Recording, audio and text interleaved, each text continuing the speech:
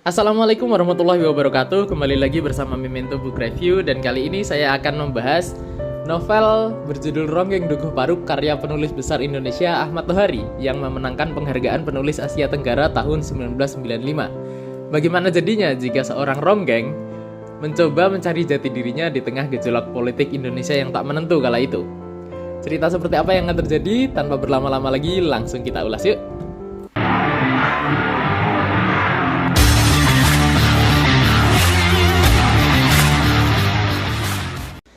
Novel Ronggeng Dukuh Paruk awalnya diterbitkan sebagai trilogi. Buku pertama berjudul Ronggeng Dukuh Paruk disusul Lintang Kemukus Dini Hari dan Jantera Biang Lala. Versi yang saya miliki ini adalah terbitan Gramedia tahun 2003 dan sudah menggabungkan ketiga bagian tersebut. Tiga bagian dalam buku ini masih mempertahankan struktur aslinya ya, hanya saja bagian pertama diubah judulnya menjadi Catatan Buat Emak. Kemudian yang selanjutnya masih Lintang Kemukus Dini Hari dan Jantera Biang Lala. Menariknya, novel ini sudah diterjemahkan ke berbagai bahasa dan dijadikan kajian oleh banyak akademisi sastra.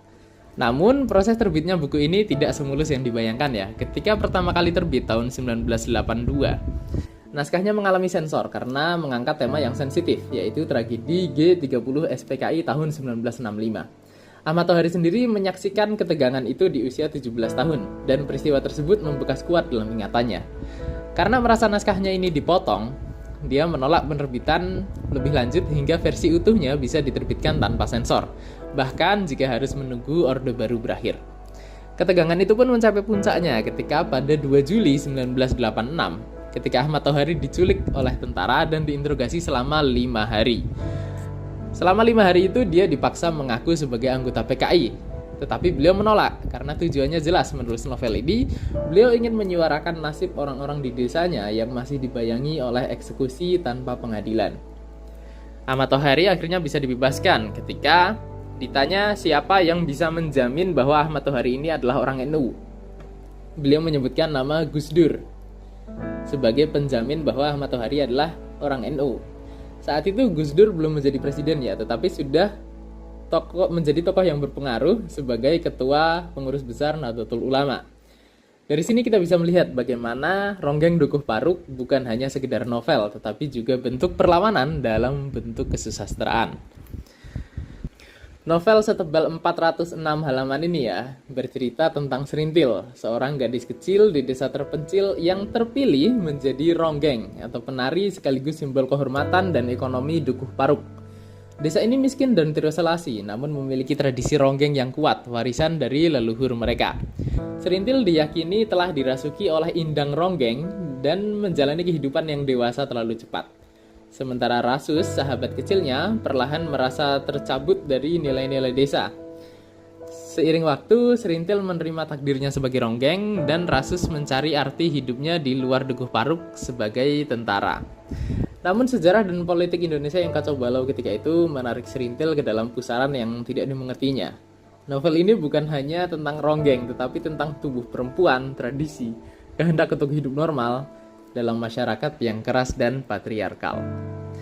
Saya akan membahas sinopsisnya sesingkat itu saja karena saya berhati-hati agar tidak memberikan spoiler pada novel yang luar biasa ini.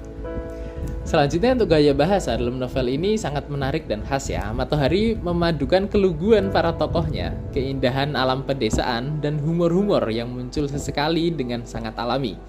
Kombinasi ini membuat pengalaman membaca menjadi hidup dan tidak membosankan sama sekali. Salah satu kekuatan terbesar Ahmad Tohari adalah semua karyanya memang terletak pada penggambaran latar. Ia membuat Dukuh Paruk terasa begitu nyata, seakan kita pernah menginjakkan kaki di sana dan mengenal penduduknya. Karena novel ini mengangkat tema yang sensitif, tidak sedikit orang yang melabelinya sebagai novel porno. Ronggeng menjadi lambang porno aksi. Menurut saya label itu tidak adil, karena gaya bahasa Ahmad Tohari justru sangat halus dan puitis. Adegan-adegan seksual yang ditampilkan di sini memang ada ya, tetapi tidak bertujuan untuk membangkitkan gairah, melainkan justru menimbulkan kesan getir dan miris, memperlihatkan bagaimana tubuh seorang perempuan bisa dijadikan alat dalam struktur sosial yang tidak adil. Untuk sudut pandangnya dalam novel ini terbagi jadi dua, orang pertama dan orang ketiga serba tahu. Uniknya, transisi antara keduanya tidak selalu terjadi di awal bab atau bagian baru, tapi tetap terasa mulus saja dan tidak membingungkan pembaca. Saat kisah berfokus pada Serintil, narasi umumnya memakai sudut pandang orang ketiga serba tahu. Sebaliknya, saat menyelami kehidupan Rasus, Tohari sering menggunakan sudut pandang orang pertama. Namun ada juga sih momen ketika keduanya, Serintil dan Rasus, muncul dalam satu bagian yang dinarasikan oleh orang ketiga. Pergantian sudut pandang ini bukan sekedar teknik saja, tapi benar-benar mendukung kedalaman cerita. Saat Rasus bercerita langsung, kita bisa merasakan konflik batinnya begitu dekat. Rasa ragu, cinta, kemarahannya dengan lebih intim sekali. Sudut pandang ini membuat kita tidak hanya melihat cerita dari luar, tetapi kita ikut tinggal di dalam perasaan para tokohnya. Jika ingin tahu lebih dalam soal sudut pandang dan penggunaannya dalam cerita, silahkan kunjungi video saya yang lain ini ya. Tapi jelas sekali bagaimana dalam novel ini, Ahmad Tohari sangat piawai menggunakan sudut pandang sebagai alat untuk membuat kita merasakan kedalamannya cerita. Penokohan dalam novel ini terasa sangat hidup, nyaris terasa seperti roman. Kita mengikuti perjalanan mereka begitu lama dan dekat sehingga para tokoh rasanya seperti teman kita sendiri. Saat sampai di bagian akhir ya, saya cukup terkejut mengetahui bahwa keseluruhan cerita dalam novel ini hanya mencakup sekitar 10 hingga belasan tahun saja. Tidak sampai 15 tahun. Padahal rasanya sudah seperempat abad saya membaca buku ini. Ahmad Tohari tidak menyampaikan karakter lewat deskripsi panjang atau penjelasan yang langsung ya, tetapi melalui tindakan, pilihan, dan situasi yang mereka hadapi. Kita tidak diberitahu bahwa masyarakat Dukuh Paruk itu miskin dan bodoh. Kita merasakannya lewat keseharian mereka, lewat pola pikir mereka, dan bagaimana mereka memaknai hidup. Serintil, Rasus, Kartarja, Darsun, bahkan Goder, si anak kecil, semuanya memiliki keunikan dan kedalaman masing-masing yang membuat mereka tak terlupakan. Kelebihan utama novel ini menurut saya terletak pada kekuatan psikologisnya. Dia mengguncang nurani, menyentuh, dan yang paling penting ya, sangat relevan dengan kondisi masyarakat Indonesia yang hidup dalam budaya kolektif, saling terkait dan saling bertaut. Ahmad Tohari berhasil menghadirkan potret sosial dan batin manusia lewat cerita yang sederhana namun menggetarkan. Gaya bahasanya juga lembut dan nyaman sekali dibaca, membuat kita larut tanpa sadar waktu. Membaca buku ini seperti kita ditarik masuk ke dalam Dukuh Paruk, hidup bersama para tokohnya, dan ikut merasakan setiap gejolak yang mereka alami. Kekurangannya bagi saya justru terletak pada aspek fisiknya. Cetakan buku ini terasa agak sesak, karena dari margin kanan kiri terlalu sempit, serta jarak antar barisnya terasa sangat-sangat rapat. Sehingga membacanya terasa sangat padat sekali. Satu halaman bisa berisi banyak kata, dan membaca satu lembar saja terasa seperti membaca koran. Sehingga agak melelahkan untuk dibaca dalam waktu lama. Walaupun begitu, saya bisa memahami keputusan penerbit. Novel ini memuat 3 buku sekaligus dalam satu jilid dengan total 406 halaman. Jumlah yang mirip dengan Burung-Burung Manyar karya Y.B. Mangunwijaya ya, yang juga pernah saya ulas sebelumnya. Bisa jadi jika margin buku ini spasinya dibuat lebih lega, tebal buku ini akan mencapai 550 atau bahkan bisa mencapai 600 halaman. Terlalu tebal. Maka keputusan untuk merapatkan tata letaknya tampak dibuat agar pembaca tidak gentar saat melihat ketebalannya, dan agar buku ini masih enak untuk dipegang. Untuk dibaca seperti ini masih enak sekali. Untuk harga di website